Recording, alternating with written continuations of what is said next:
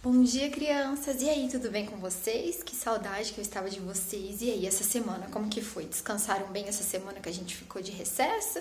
Espero que sim. Espero que vocês tenham conseguido se divertir aí em casa bastante. Bom, então agora com todo esse gás renovado, vamos para as nossas atividades, certo?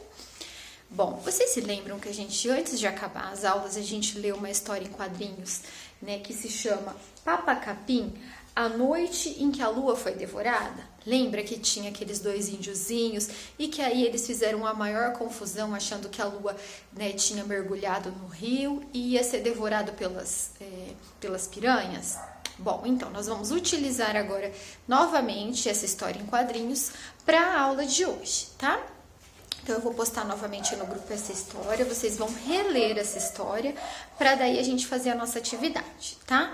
A nossa atividade de hoje consiste em produzir uma carta pessoal.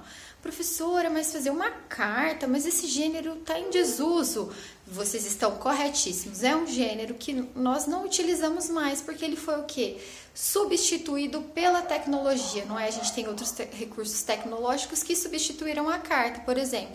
Hoje a gente está fazendo o quê? Precisa se comunicar, a gente está fazendo videochamada, está conversando pelo WhatsApp, a gente pode escrever um e-mail. Então, todos esses recursos substituíram a carta.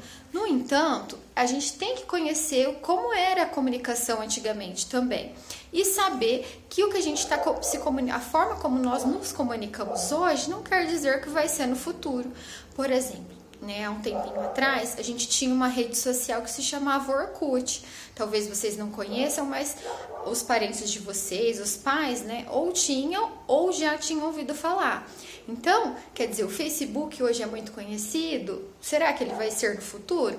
Então, as tecnologias, se eles ficarem parados no tempo também, se não, né, se aperfeiçoarem, eles também podem ser substituídos, né? Então, tudo isso, a gente está vendo hoje que tudo isso está sendo o quê? Mutável, está se transformando, não é? A forma como a gente se comunica. Mas vai ser muito importante produzir essa carta, porque nós vamos retomar alguns conhecimentos que nós tivemos de ciências por meio desse gênero e também conhecer, né, esse gênero que foi muito utilizado e muito importante, tá bom? Então vamos lá.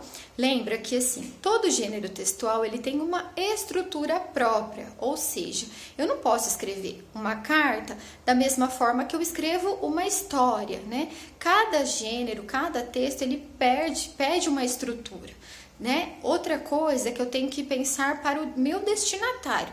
Para quem eu estou escrevendo essa carta? Se é para uma criança, se é para um adulto, se é para uma mulher. Lembra, a gente sempre tem que pensar quem que vai estar recebendo essa informação, para daí eu adequar a linguagem que eu estou utilizando, certo? Lembra assim, a linguagem, a nossa forma de nos comunicar é como se fosse a roupa que a gente veste. Não é? Para praia, eu vou de terno para praia? Não, eu vou usar um biquíni, né? Um calção de banho, então uma roupa apropriada. A linguagem, ela também é dessa forma. Se eu vou falar em um ambiente mais formal, por exemplo, eu vou numa entrevista de emprego, eu tenho que cuidar com a minha fala, porque se eu falar palavras erradas, a pessoa vai achar que eu não sei falar corretamente e provavelmente vai preferir outro candidato do que eu, não é?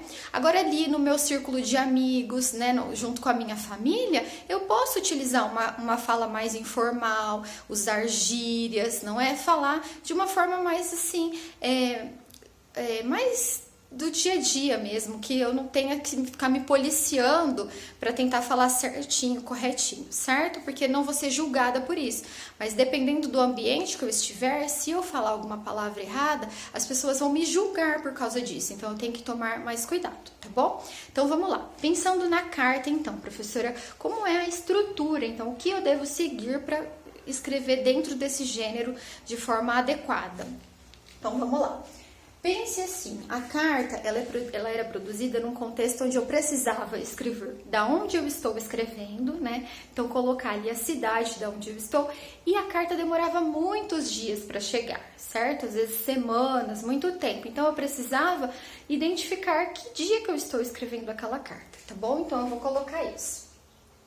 Então, olha lá, local e data, certo? Vou colocar, então, da onde é a cidade, da onde eu estou escrevendo, e a data, o dia que eu estou escrevendo essa carta, tá? Antes de eu começar o assunto da minha carta, eu tenho que fazer uma saudação, que é, né, falar olá, tudo bem, querido, né? Então é uma forma de eu me aproximar da pessoa com que eu estou falando, né, do meu interlocutor. Então eu coloco lá, por exemplo, eu posso colocar querido amigo, querido colega. Então vocês vão pensar no destinatário da sua carta. Quem que são os dois índiozinhos que tem lá naquela história? Então vocês vão colocar o nome deles aqui, queridos, e olha lá na história em quadrinhos quais são os nomes deles e vocês vão preencher aqui, tá bom?